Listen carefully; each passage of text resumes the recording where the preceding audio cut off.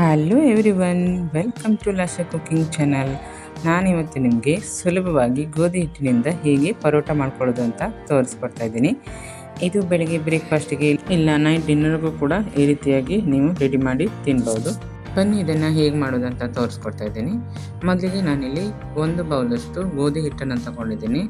ಹಾಗೆ ಇದಕ್ಕೆ 1/4 ಟೀ ಸ್ಪೂನಷ್ಟು ಉಪ್ಪನ್ನು ಕೂಡ ಸೇರಿಸ್ಕೊಂಡು ತಣ್ಣೀರಿನಿಂದ ನೋಡಿ ಈ ರೀತಿ ನೀರನ್ನು ಸೇರಿಸಿ ನಿಧಾನವಾಗಿ ನಾನು ಅದನ್ನು ಹಿಟ್ಟನ್ನು ನಾದ್ಕೊಳ್ತಿದ್ದೀನಿ.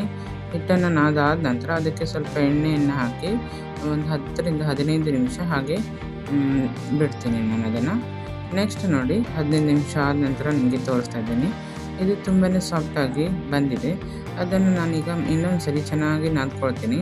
ಈ ಕಿಚನ್ ಕಟ್ಟೆ ಮೇಲೆ ಹಾಕಿಬಿಟ್ಟು ನಾನು ಅದನ್ನು ನಾದ್ಕೊಂಡು ಈ ರೀತಿಯಾಗಿ ರೌಂಡ್ ಶೇಪಲ್ಲಿ ರೋಲ್ ಮಾಡ್ಕೊಳ್ತಾ ಇದ್ದೀನಿ. ರೋಲ್ ಮಾಡಿಬಿಟ್ಟು ಈ ಚಾಕು ಸಹಾಯದಿಂದ ಒಂದೇ ಸೈಜಿಗೆ ಎಲ್ಲವನ್ನು ಕಟ್ ಮಾಡಿ ಇಟ್ಕೊಳ್ತೀನಿ. ನೆಕ್ಸ್ಟ್ ಇದನ್ನು ಒಂದೊಂದೇ ಪೀಸನ್ನು ತಗೊಂಡು ನೋಡಿ ಈ ರೀತಿಯಾಗಿ ರೌಂಡ್ ಶೇಪಲ್ಲಿ ಹಿಟ್ಟನ್ನು ಹಾಕಿಬಿಟ್ಟು ನಾನು ಅದನ್ನು ಲಟ್ಟಿಸ್ಕೊಳ್ತಾ ಇದ್ದೀನಿ. ನೋಡಿ ಎಷ್ಟು ತೆಳ್ಳಗಾಗುತ್ತೋ ಅಷ್ಟು ತೆಳ್ಳಗೆ ನಾವು ಅದನ್ನು ಲಟ್ಟಿಸ್ಕೊಳ್ಬೇಕು. ನೆಕ್ಸ್ಟ್ ಇದಕ್ಕೆ ನಾನು ಮೇಲ್ಗಡೆಯಿಂದ ಎಣ್ಣೆಯನ್ನು ಸವರ್ತಾ ಇದ್ದೀನಿ. ನೆಕ್ಸ್ಟ್ ಎಣ್ಣೆಯನ್ನು ಸವರ್ದು ಆದ ನಂತರ ಹಿಟ್ಟನ್ನು ಉದುರಿಸ್ಕೊಂಡ್ಬಿಟ್ಟು ನೋಡಿ ಈ ರೀತಿ ಕಟಿಂಗ್ ಸ್ಪೂನ್ ಇರುತ್ತಲ್ವ ಅದರಿಂದ ಕಟ್ ಮಾಡ್ಕೊಳ್ತಾ ಇದ್ದೀನಿ.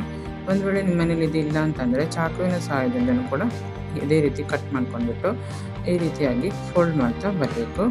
ನಿಧಾನವಾಗಿ ಎಲ್ಲವನ್ನು ನೋಡಿ ಹೀಗೆ ಫೋಲ್ಡ್ ಮಾಡ್ತಾ ಎರಡೂ ಸೈಡಿಂದಲೂ ಕೂಡ ನಾವು ಇದೇ ರೀತಿ ಫೋಲ್ಡ್ ಮಾಡಿ ತಗೊಳ್ಬೇಕು.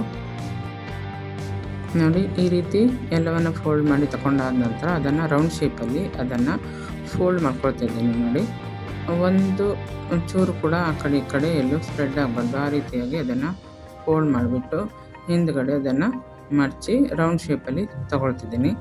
ನೆಕ್ಸ್ಟ್ ಅದಕ್ಕೆ ಸ್ವಲ್ಪ ಎಣ್ಣೆಯನ್ನು ಹಾಕಿಬಿಟ್ಟು ಚೆನ್ನಾಗಿ ಲಟ್ಟಿಸ್ಕೊಳ್ತೀನಿ. ತುಂಬ ತೆಳುವಾಗಿ ಲಟ್ಸ್ಕೋಬಾರ್ದು. ಸ್ವಲ್ಪ ಪರೋಟ ಸೈಜು ಸ್ವಲ್ಪ ದಪ್ಪನೇ ಇರುತ್ತಲ್ವ ಆ ಸೈಜಲ್ಲಿ ನೀವು ಲಟ್ಸ್ಕೊಂಡ್ಬಿಟ್ಟು ಕಾದಂಥ ತವಾದ ಮೇಲೆ ಅದನ್ನು ಫ್ರೈ ಮಾಡ್ಕೊಳ್ಬೇಕು. ನೋಡಿ ಪರೋಟ ಕೂಡ ಎಲ್ಲರೂ ಮಾಡೋದು ಮೈದಾ ಹಿಟ್ಟಿಂದ, ಬಟ್ ಗೋಧಿ ಹಿಟ್ಟಿಂದ ಮಾಡಿದ್ರೆ ಆರೋಗ್ಯಕ್ಕೂ ಕೂಡ ತುಂಬಾ ಒಳ್ಳೆಯದು. ನೋಡಿ ಎಲ್ಲವನ್ನು ಇದೇ ರೀತಿ ರೆಡಿ ಆದ ನಂತರ ಒಂದು ಪ್ಲೇಟಲ್ಲಿ ಹಾಕಿಬಿಟ್ಟು ನಾನು ಇದನ್ನು ಪ್ರೆಸ್ ಮಾಡ್ತಾಯಿದ್ದೀನಿ. ಈ ರೀತಿ ಪ್ರೆಸ್ ಮಾಡೋದ್ರಿಂದ ಪರೋಟ ತುಂಬಾ ಸಾಫ್ಟ್ ಆಗುತ್ತೆ ಮತ್ತು ಆ ಲೇಯರ್ ಕೂಡ ಬಿಟ್ಕೊಳ್ಳೋಕ್ಕೆ ಶುರುವಾಗುತ್ತೆ.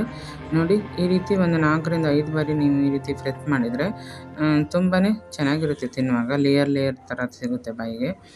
ನೋಡಿದ್ರಲ್ವ ಹೇಗೆ ಗೋಧಿ ಹಿಟ್ಟಿಂದ ನಾವು ಸುಲಭವಾಗಿ ಈ ಪರೋಟವನ್ನು ರೆಡಿ ಮಾಡ್ಕೊಳ್ಬೋದು ಅಂತ. ಇದು ಚಿಕನ್ ಗ್ರೇವಿ ಅಥವಾ ಮಶ್ರೂಮ್ ಗ್ರೇವಿ ಅಥವಾ ಯಾವುದೇ ರೀತಿ ಗ್ರೇವಿ ಜೊತೆಗೆ ನೀವು ಇದನ್ನು ತಿನ್ಬೋದು. ತುಂಬಾ ಸೂಪರಾಗಿರುತ್ತೆ.